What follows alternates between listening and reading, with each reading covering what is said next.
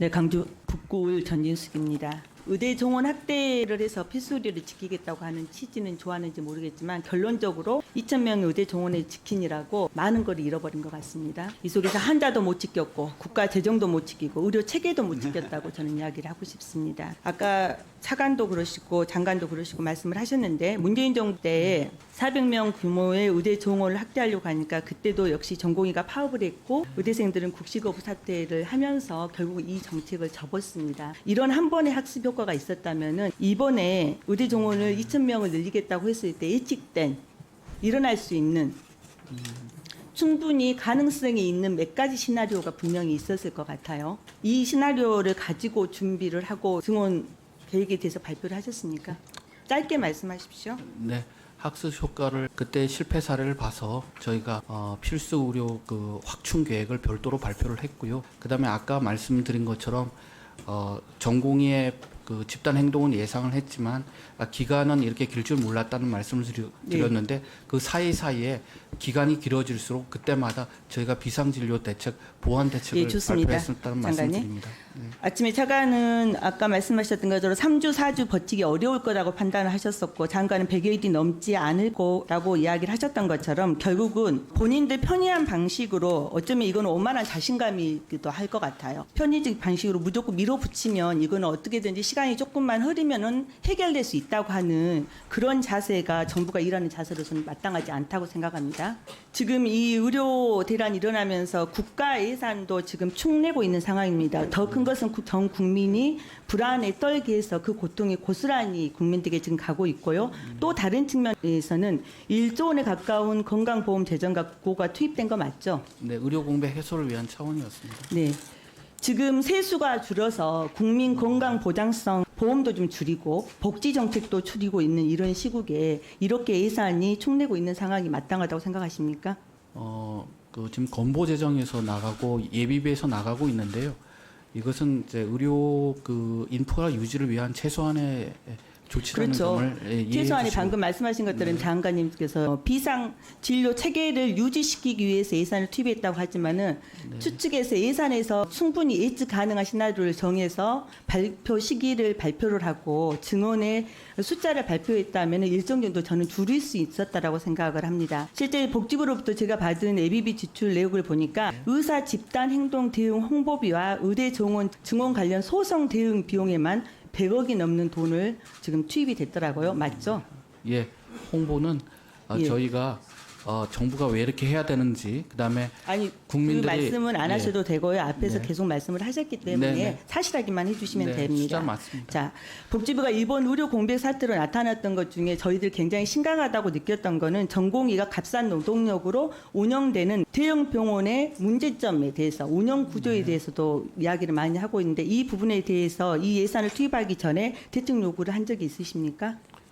그러니까 저희는 지금 상급 종합병원에서 전공의가 차지하는 비중이 40%입니다. 네. 근데 이것은 좀 과도하거든요.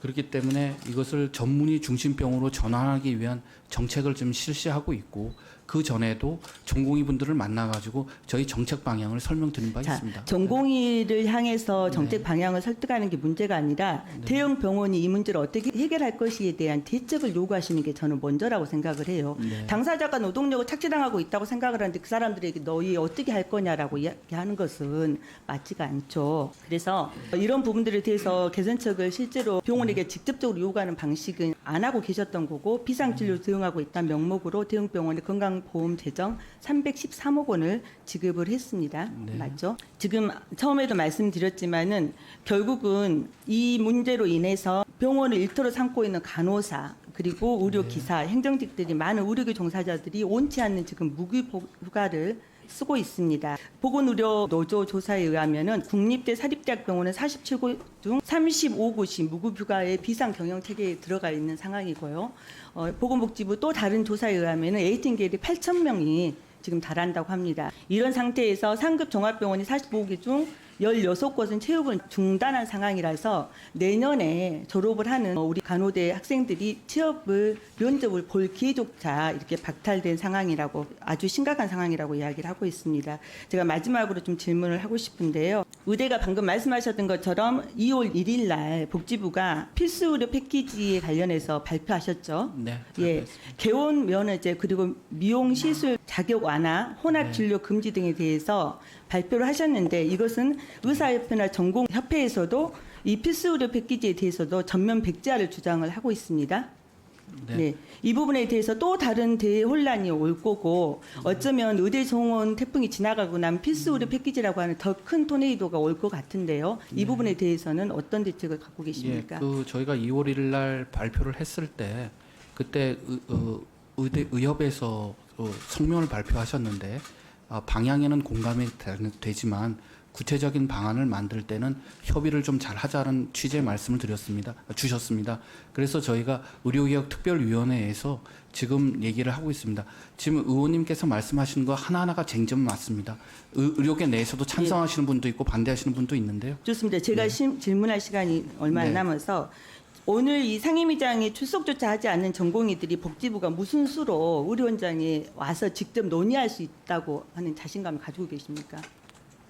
방금 계속 대책 논의를 하겠다고 하시는데 네. 지금 논의 테이블조차에도 오지 않는 전공의들이 있는 거예요. 네. 우선 그 전공의들하고 접촉하기 쉬운 의대 교수님들을 통해 가지고 좀 접촉을 하고 있고요. 전공의가 가까운 시일 안에 의료 그 협의체에 참석하지 않는다고 하더라도 의대 교수님들 그다음에 현장에 있는 의료진들하고 먼저 가능한 한 협의를 하고 그래가지고 협의가 진척이 되고 그렇게 되면은 전공의 분들도 참여를 하시지 않을까 이렇게 생각이 듭니다. 여전히 낙관적인 생각을 하고 계시네요. 참 위험한 생각이라고 생각합니다. 나중에 추가적인 할 수. 네.